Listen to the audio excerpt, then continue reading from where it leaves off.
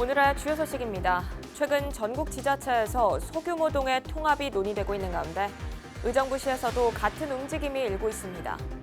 의정부 1동과 3동이 내년 1월 통합동으로 출범합니다. 경기도가 한탄강을 보호하기 위해 폐수 방류업체를 점검합니다. 도는 섬유와 피역 사업장 300여 곳을 점검해 기준 초과 사업장에는 행정처분을 내릴 계획입니다. 경기도가 도민들의 쾌적한 시내버스 이용을 위해 올 하반기부터 경기 클린버스 시범 사업을 추진합니다. 양주시가 로봇을 활용한 장애인 돌봄 서비스를 시행합니다. 양주시는 양주시 장애인 종합복지관과 CJ헬로와 함께 관련 업무 협약을 맺었는데요. 장애인들의 말벗이 되어줄 로봇은 다음 달 중 양주시 관내 30여 장애인 가정에 전달됩니다.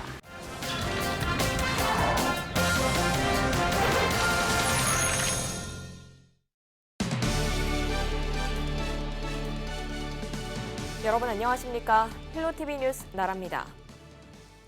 가족관계 등록부와 주민등록 등본이 필요하면 주민센터를 가야 했죠.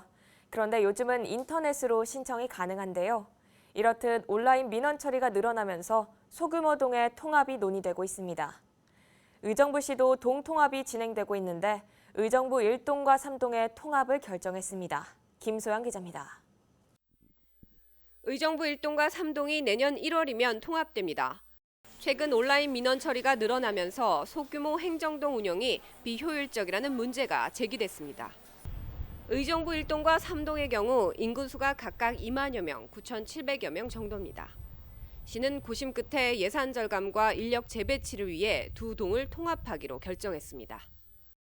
다른 동에 비해서 아무래도 좀 가소동이기 때문에 그리고 행정적인 어떤 재정적 측면에서도 가소동은 통합을 해서 다른 동과 마찬가지로 효율적으로 좀 동 운영이 될 수 있게끔 하려는 취지로 그렇게 동 통합을 하게 되었습니다.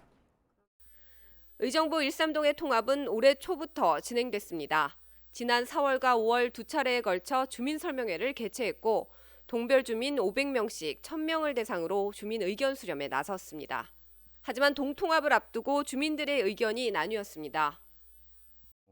1동 주민들은 반응은 긍정적으로 좋은 쪽으로 나가는데 3동 주민들은 3동이 없어진다니까 이제 서운하고 좀 아쉬운 점이 많아서 좀 다니면서 이런저런 여러분들을 만나서 좋은 의견을 청취해서 우리 통합위원회에서 좋게 잘 되도록 하겠습니다. 결국 지난 8월 의정부 1, 3동 통합추진위원회를 구성하고 위원장 선출과 동 명칭을 결정했습니다. 통합된 동의 명칭은 의정부 1동. 통합청사는 오는 2022년 이후 현재 의정부 3동 주민센터 자리에 들어서게 됩니다. 그 전까지는 기존 1동 주민센터는 행정청사의 역할을, 3동 주민센터는 자치 프로그램 일부가 운영됩니다. 시는 오는 11월 관련 조례 개정과 함께 통합 시행 절차를 마무리하면 내년 1월에 통합 행정동의 문을 열고 업무를 시작할 예정입니다. 헬로티비 뉴스 김소영입니다. 경기도가 한탄강 보호를 위해 폐수 방류업체를 점검합니다. 또 광역환경관리사업소는 오는 16일부터 다음 달 31일까지 한탄강 색도와 수질에 영향을 미치는 섬유 피역 사업장 316개소를 점검합니다. 기준 초과 사업장에는 행정처분과 함께 홈페이지에 명단을 공개할 예정입니다. 경기도가 도민들의 쾌적한 시내버스 이용을 위해 올해 하반기부터 경기 클린버스 시범 사업을 추진합니다. 해당 사업에는 지원금 8천만 원이 투입되며 버스 한 대당 최대 40만 원 이내에서 스팀 살균 등의 작업이 시행됩니다. 도는 올해 9월부터 12월까지 시내버스 200대를 대상으로 사업을 시행한 뒤 이후 사업을 확대할 계획입니다. 양주시가 로봇을 활용한 장애인 돌봄 서비스를 시행합니다. 양주시는 이를 위해 10일 양주시 장애인 종합복지관과 CJ헬로와 함께 업무 협약을 맺었습니다. 협약에 따라 양주시와 양주시 장애인 종합복지관은 서비스 가구 선정과 행정 지원을, CJ헬로는 서비스 시행에 관한 기술 지원을 맡습니다. 이른바 스마트봇 감동이는 다음 달 중 양주시 관내 30여 장애인 가정에 보급돼 장애인들에게 말번 역할을 하는 등 정서 개선에 도움을 줄 예정입니다. ICT 기술을 활용한 장애인 돌봄 서비스는 지난 6월 과학기술정보통신부의 착한 상상 프로젝트에 선정돼 국비 6천여만 원을 지원받았습니다. 이 사업이 확대돼서 어려운 장애인들이 좋은 정서적 함양이 됐으면 좋겠다는 생각입니다.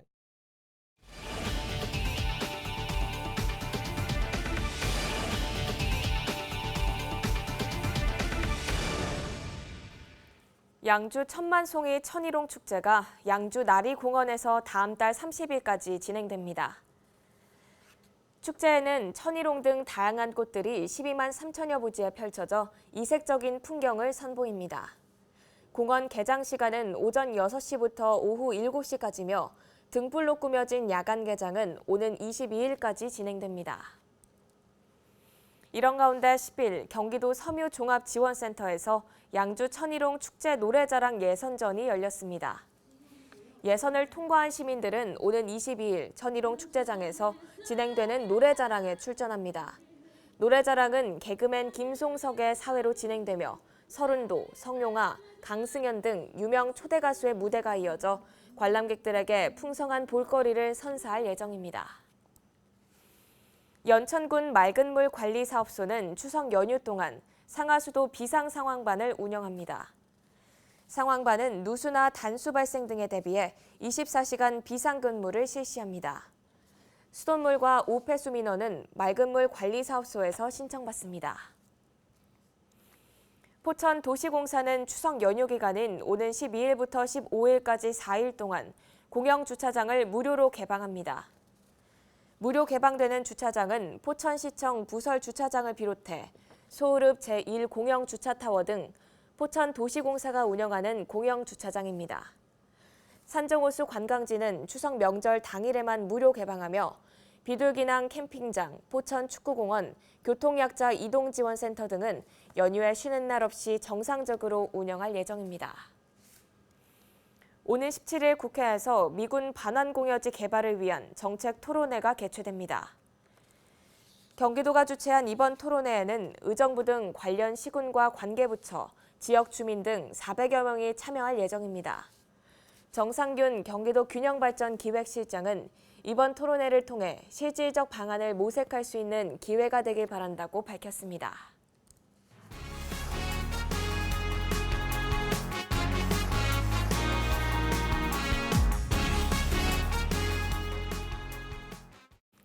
추석 명절 앞두고 장볼 준비하시는 분들 많이 있을 텐데요. 물건 고르실 때 더욱 꼼꼼히 보셔야겠습니다. 일부 업주들의 비양심 행태가 우리 식탁을 위협하고 있습니다. 이지훈 기자의 보도입니다. 안산의 한 수산물 판매업소. 낙지와 새우 외에 모두 국산이라고 적혀 있습니다. 하지만 특사경 단속원이 원산지를 묻자 거짓임을 실토합니다. 이거는 일본산이에요. 또 다른 업소는 원산지 표지판을 걸어두지 않고 판매하고 있습니다. 바닷물을 받고 막 이러니까 이게 잘 지워져요. 포천의 한 식육 판매업소에선 유통기한이 지난 고기를 보관하고 있다 적발됐습니다. 저거 파셨어요, 그래서? 유통기한 지난 거? 하진 않았는데. 육안으로 식별이 불가능한 점을 노려 수컷 젖소를 국내산 한우로 둔갑해 판매한 곳도 있었습니다. 위생도 불량했습니다. 보관된 아몬드를 한 움큼 쥐어보니 애벌레가 살아 움직입니다. 지금 다 살아있어요, 애벌레가. 떡 만들 때 들어가는 호두에선 나방까지 나옵니다. 이거는 바로 폐기할게요. 경기도 특별사법경찰단이 도내 농축수산물과 가공식품 판매업소 380곳을 점검한 결과 68곳이 불법 행위로 적발됐습니다. 원산지를 거짓 표시하거나 유통기한이 지난 식품을 판매하는 경우가 대부분이었습니다. 원산지를 거짓으로 이렇게 표기한 경우에는 원산지 관리법에 의해서 7년 이하의 징역이나 1억 이하의 벌금에 처해지게 됩니다. 유통기한을 허위로 표시했다. 식품위생법에 의해서 3년 이하의 징역이나 3천만 원 이하의 벌금에 처해지게 되고요. 경기도 특사경은 적발된 업체 중 64개 업체를 형사 입건하고 검찰에 송치할 예정입니다. 특사경은 먹거리 관련 불법 행위를 상시적으로 단속하겠다고 밝혔습니다. 헬로티비 뉴스 이재훈입니다. 건설 산업의 발달과 함께 돌을 캐는 채석장이 생겨났는데요. 채석이 끝나 흉물 취급을 받던 도내 채석장들이 지역을 대표하는 관광 명소로 탈바꿈해 눈길을 끌고 있습니다. 최창순 기자입니다. 한 폭의 산수화를 떠오르게 만드는 포천의 아트밸리입니다. 30여 년간 화강암을 캐던 천주산 채석장이 문을 닫으면서 십수년간 흉물로 방치되던 곳을 포천시가 관광지로 조성한 겁니다. 채석 과정에서 만들어진 인공호수와 깎아지는 듯한 벽면은 신비감을 자아냅니다. 더 놀라운 건 지금 이 광경이 너무 이 절벽 같은 게 너무 멋있더라고요. 맨날 그 일상에 지쳐 있다가 맨날 사무실에만 있다가 한번 밖에 나오니까 막 그냥 나이가 많은데도 되게 막 이렇게 설레는 느낌? 조각공원과 전시장, 모노레일 등이 갖춰져 있어 드라마 촬영지로 활용되고 한국관광 100선에 뽑히는 등 지역을 대표하는 관광지가 됐습니다. 하루에 주말에는 6,000명 많이 올 때는 그렇게도 찾아오시고 그래서 이 모노레일에 저 밑에까지 줄을 서기도 하고. 일제 강점기부터 돌을 캐던 안양 수리산 자락의 채석장은 시민공원으로 바뀌었습니다. 65m 높이의 인공폭포와 잔디광장, 놀이시설 등이 조성됐습니다. 도심 속에서 휴식을 즐기기 위한 시민들의 발길이 끊이지 않고 있습니다. 저 밑에 공원이 있어요. 거기서 아이들도 놀 수 있고 노인 양반들은 거기 왔다 그냥 가면 되고 구경하고 여러 가지로 좋습니다. 이 밖에 안산 성감도에 있는 폐채석장도 관광지로 개발하는 사업이 추진 중입니다. 흉물로 방치됐던 경기도 내 폐채석장들이 시민들에게 휴식과 즐거움을 주는 관광 명소로 재탄생하고 있습니다. 경기슈TV 최창순입니다. 양주시 소재 육군 제72 보병사단 오봉산 연대는 지난 9일 부대 인근 요양원에서 봉사활동을 실시했습니다. 추석 명절을 맞아 실시한 이번 봉사는 시설 청소와 노래 공연 등 다양한 활동으로 진행됐습니다. 육군 72사단은 앞으로도 지속적으로 봉사활동을 추진할 계획이라고 밝혔습니다. 경기도가 불합리한 규제를 개선하기 위해 지역별 규제 내용을 한눈에 볼 수 있는 규제 지도를 공개했습니다. 지도에는 31곳 시군이 적용받고 있는 수도권 정비계획법과 군사시설 보호구역, 개발제한구역, 상수원 보호구역 등 8가지 규제가 표시돼 있습니다.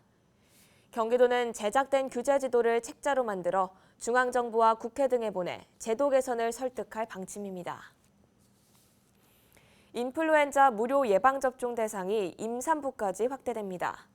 경기도는 인플루엔자 무료 예방접종 대상이 만 65세 이상 어르신과 생후 6개월에서 12세 어린이에서 올해 임신부까지 확대됐다고 지난 9일 밝혔습니다.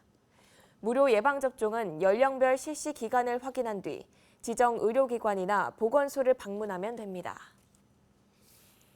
경기도가 소위 복지부동을 막고 행정의 적극성을 높이기 위해 보상을 강화하기로 했습니다.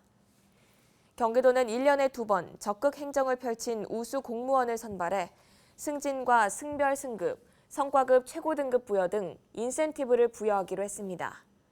또 업무 추진 도중 문제가 발생하더라도 사전 컨설팅을 통해 진행할 경우 책임을 면제받을 수 있도록 할 방침입니다. 이를 위해 도는 적극행정 의사결정기구인 적극행정지원위원회를 신설하기로 하고 다음 달 중으로 조례 제정에 나설 계획입니다. 이어서 날씨 정보입니다. 추석을 앞두고 가을 장마가 이어지고 있습니다. 강한 비구름의 영향으로 수도권 곳곳에 비가 내리겠는데요. 중부 곳곳에 국지성호우가 쏟아질 것으로 우려되고 있습니다. 수도권에는 200mm의 많은 비가 내리겠으니 시설물 관리 잘 해주셔야겠습니다. 추석 연휴 첫날 구름만 많은 흐린 날씨가 이어지겠습니다. 귀성길 비로 인한 불편은 크지 않겠습니다. 추석 당일엔 쾌청한 날씨 속에 전국에서 환한 보름달을 감상할 수 있겠습니다. 생활지수입니다. 외출하실 때는 크고 단단한 우산을 챙기시기 바랍니다. 또 빨래는 실내 건조가 안전하겠습니다. 지금까지 날씨 정보였습니다. 이상으로 뉴스를 마칩니다. 저희는 언제나 지역 주민 여러분 곁에 있겠습니다. 함께해 주신 여러분 고맙습니다.